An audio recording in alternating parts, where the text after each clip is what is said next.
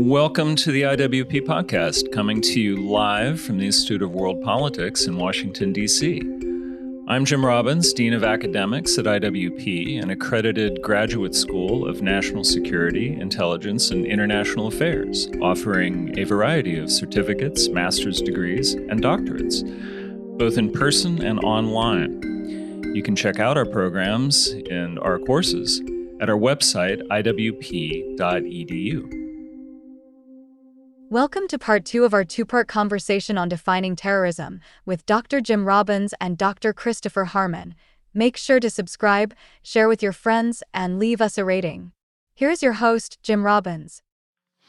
Yeah, let's talk about the religion angle a little more, because one of the things that hampers a good discussion, a really good technical discussion of terrorism in this country is this Islamophobia charge that is leveled if anybody wants to dwell on the jihadists and their tactics and their motivation. It's hard to, and as we know, particularly in government circles and education circles, if you say the wrong thing, you get canceled. A guy got fired from the Joint Forces Staff College because he had a PowerPoint slide that said we were at war with Islam. And he wasn't even making that as a point. He was just saying some people say that, but nevertheless, he got fired. And others who've had tried to have good discussions about these types of motivations or this background to what we're doing, particularly when the war on terrorism was more determined, that people just had a hard time expressing what they needed to express while also staying within the boundary lines that were set by the politically correct, who, if they said the wrong thing or seemed to say the wrong thing or were accused of having a dog whistle, of being anti-Islamic or bigoted, then they face penalties. And that was very frustrating.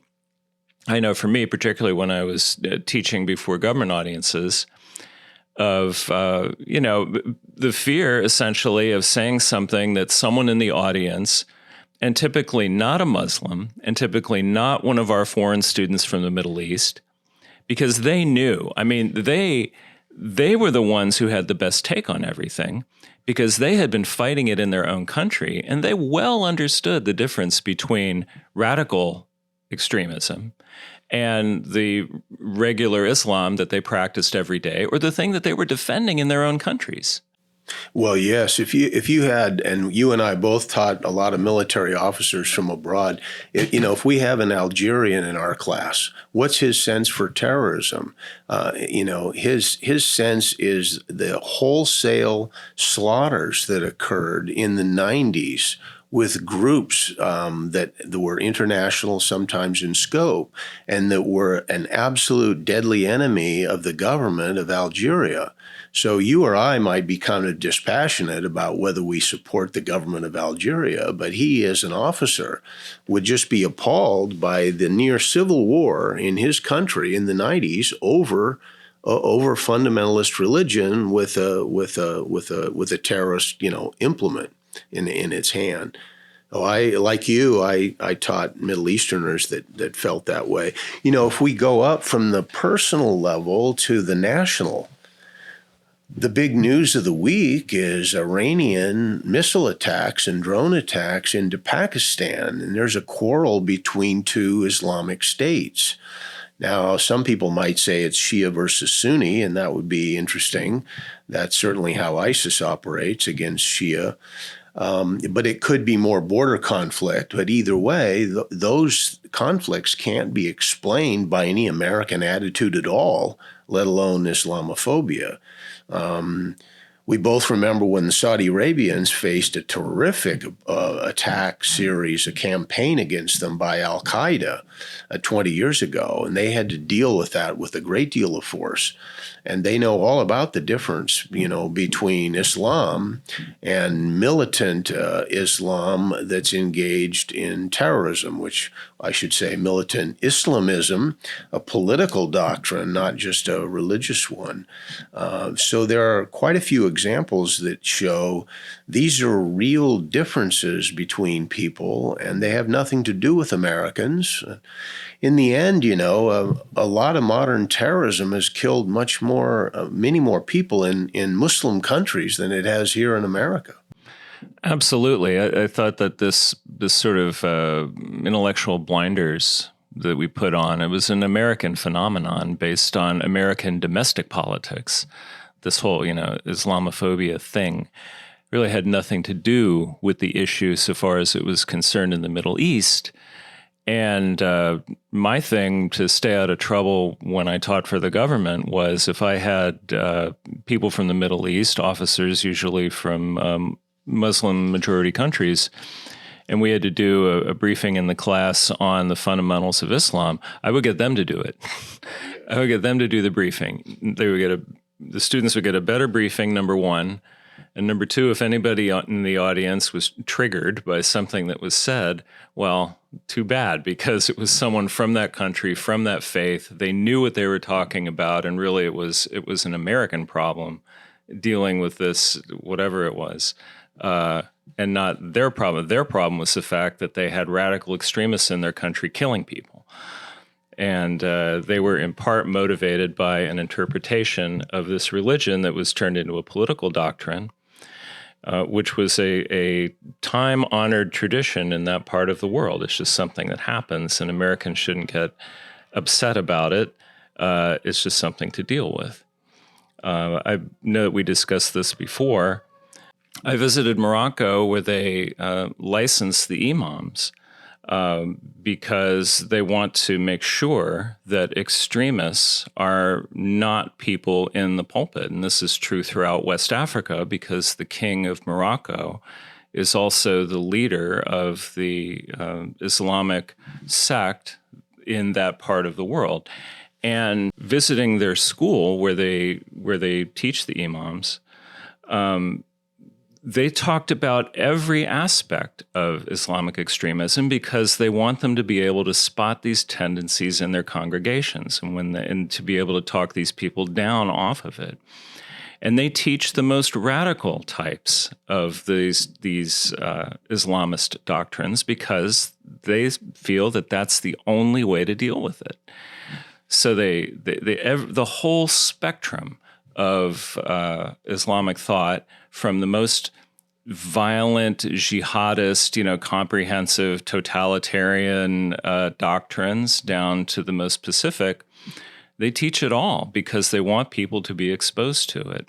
And to me, that is probably the best way to cope with this thing is to talk about it, expose it. And anything that hampers that discussion, like everybody trying to see who's not offending somebody else by what they say, is really detrimental to our national security and to stability in that part of the world.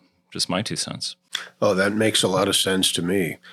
Some of the prison programs have had successes overseas by using really expert imams to go in and actually argue with those convicted and jailed on terrorism charges.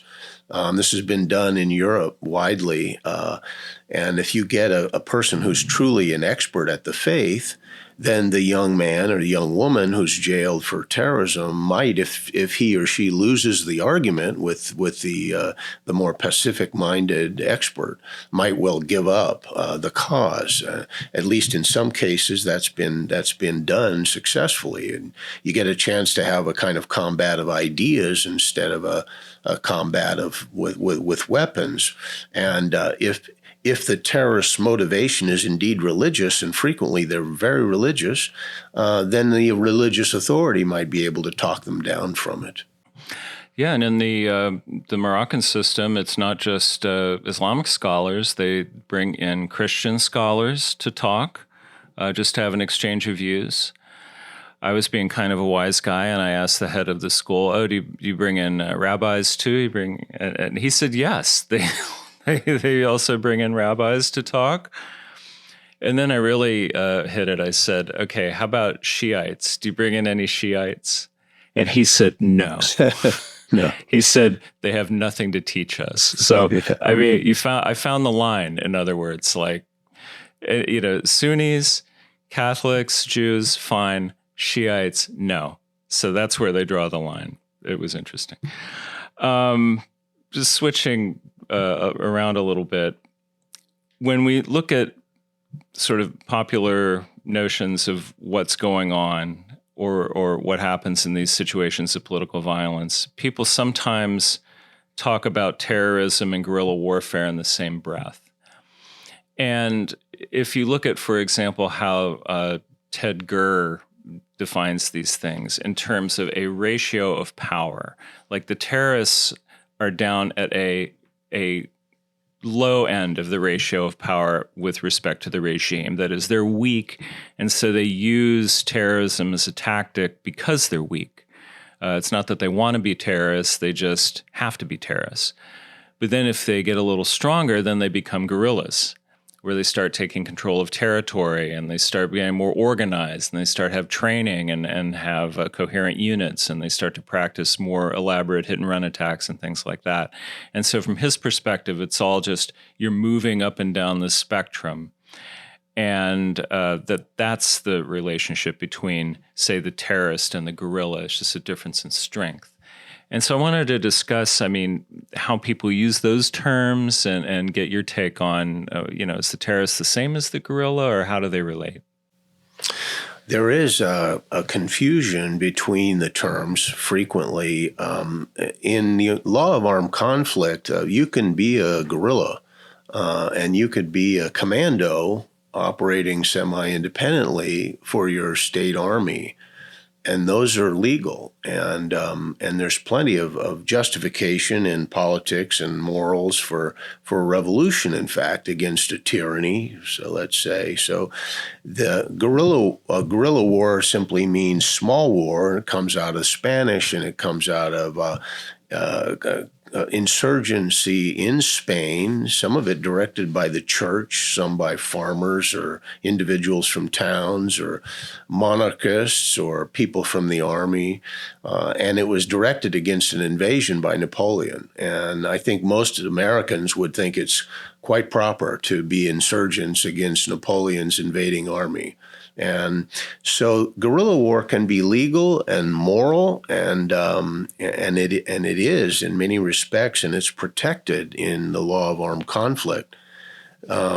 It's useful to remember one of the Geneva Conventions, and terrorism literature seems to always ignore this, so let's mention it.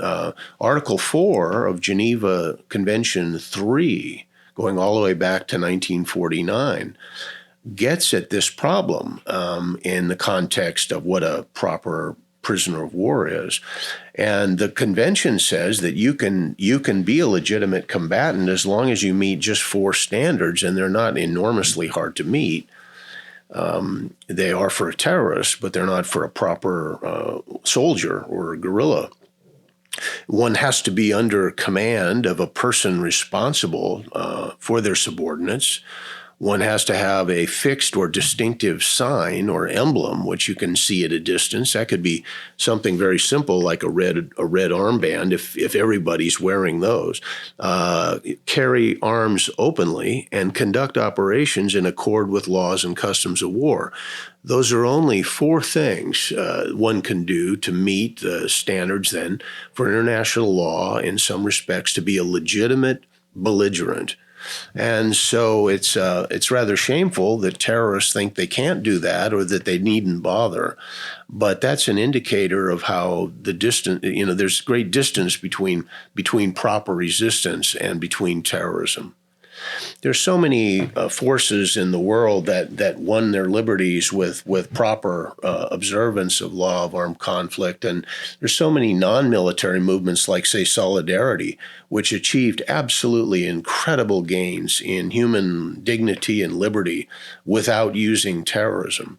Terrorism is a choice. And it's not something we're just driven to because we're on a scale somewhere between strength and weakness. It's a choice. There are several new books out now. I've just noticed reviews in the Wall Street Journal and other places, Washington Post, on Franz Fanon.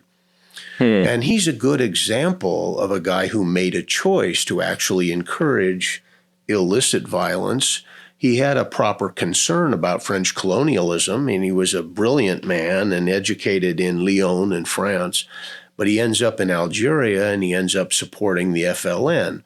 And that's fine so far, but the FLN then undertook a systematic programs of terror against civilians in Algiers and other places, like cafe bombings.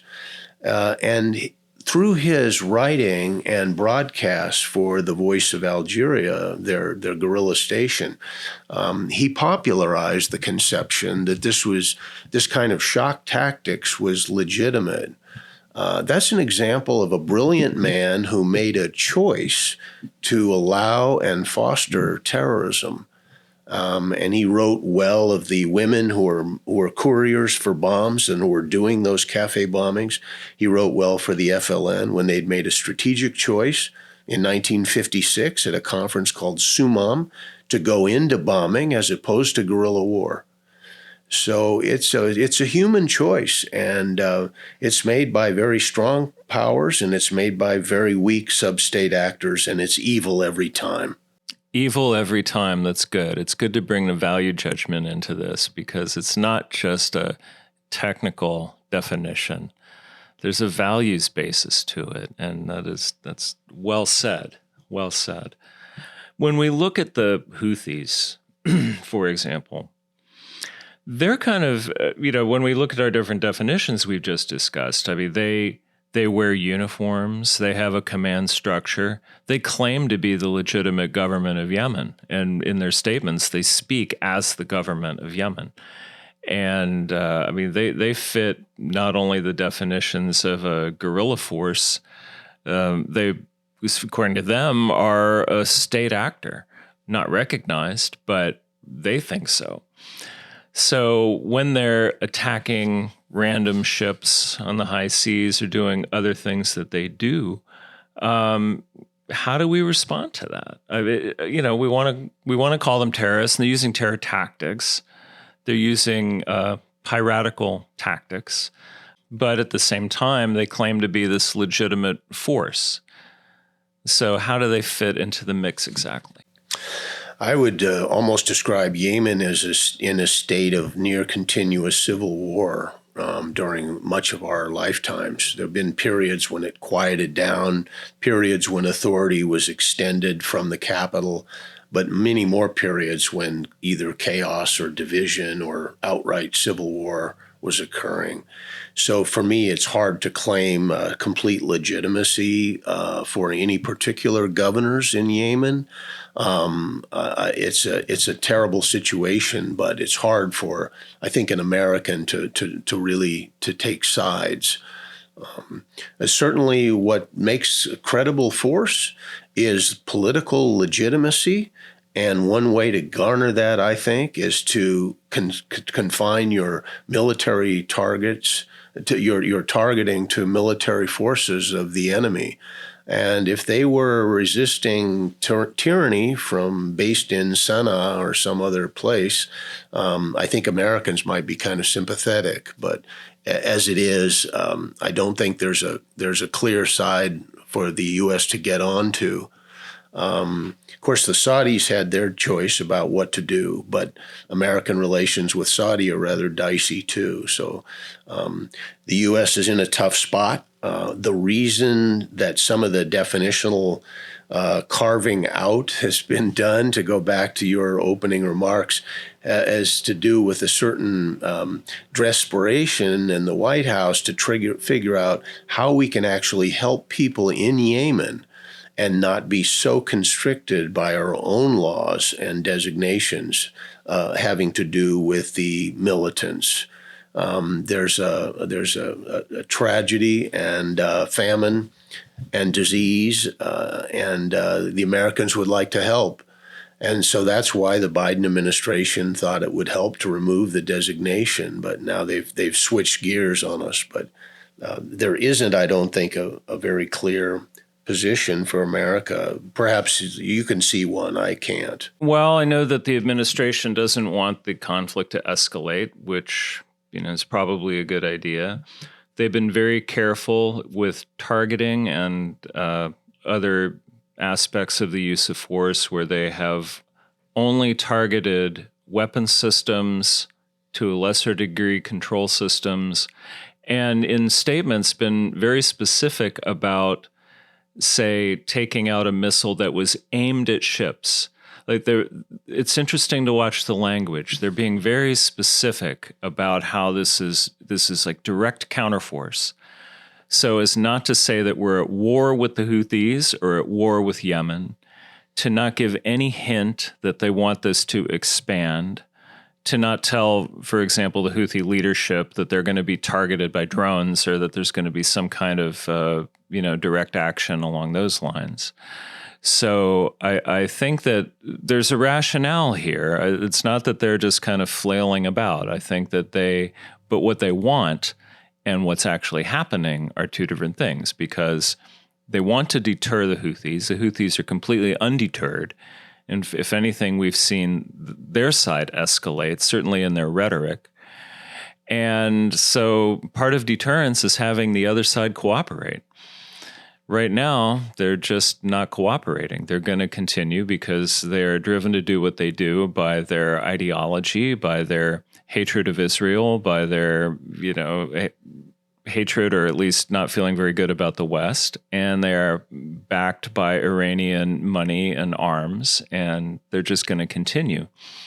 So how we define it, how they define it, or however it works, we're really getting down to the basics of, can we convince them to stop what they're doing? And so far, the answer is no. And to the extent that offering them these carve-outs, limiting our force, limiting our rhetoric, on the one hand, that could communicate to them that, hey, the United States is going easy with us, maybe we should back off. But the other thing that can communicate, as we saw in the case of Vietnam, is the United States is weak. The United States is a paper tiger. We don't have to be afraid of these people, and we can just push it to the hilt. So what we're communicating and what they are receiving may be two different things. Maybe so. Well, Chris, this has been a great discussion. I want to thank you for coming on. And hope we can talk again sometime. I don't think that our topic is going away. No, not a chance. It's been a pleasure. Thank you, Dr. Robbins. Thank you. And thanks to our audience for tuning in. If you liked our podcast, please subscribe, share, and rate it. Hopefully a good rating. And spread the word. For IWP, I'm Jim Robbins. Join us next week for another edition of the IWP podcast.